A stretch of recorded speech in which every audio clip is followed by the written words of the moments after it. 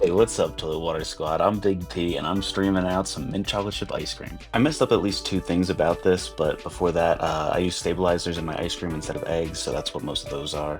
I bought that tub of sugar a few years ago, but I like the container, so I refill it with bags of sugar now. First thing I messed up is the mint. I wanted to infuse mint leaves into the ice cream instead of getting mint oil or mint extract, so I bought mint leaves, but I didn't overthink it enough. The package in the store just says mint. They don't say what type of mint, and I didn't even think about it. Most mint chocolate chip ice cream uses peppermint, but I guess most stores sell spearmint. The store by me sucks. Their website says they have both, but they don't.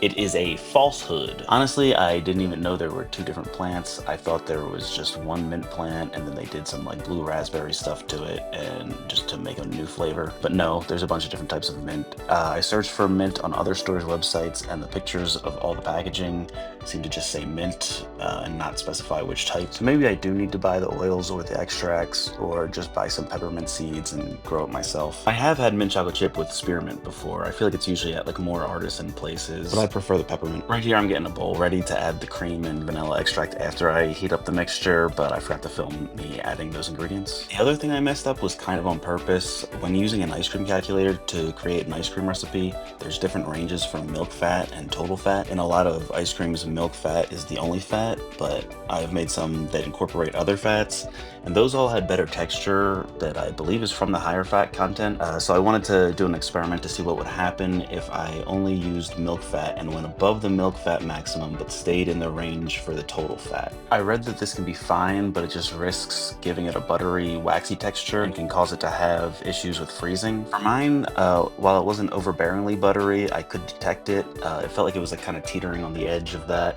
I also did have some issues with the freezing. It came out much softer than I expected, which some people might like, but it was also pretty quick to melt. For adding the chocolate chips, you can do like a stracciatella type thing where you melt the chocolate over a double boiler and then you pour it into the ice cream and it kind of, solidifies and breaks up on its own. But I've never done that because I have a KitchenAid ice cream maker and it sucks to pour stuff into that. I like to cut up my chocolate chips anyway because it creates heterogeneity, which just means that it creates like different textures and different sizes, which just makes it a more interesting mouthfeel. There's a lot of mouthfeel talk in ice cream making. Overall, I did enjoy eating the ice cream. It just wasn't what I was hoping it would be. Next time I just need to get the right type of mint, and to get the fat texture that I want, I don't know, maybe I can just add coconut oil. I don't know if that's crazy to just add coconut oil to change the texture, but I guess a lot of the ingredients that I add are just for texture anyway, so maybe that's fine.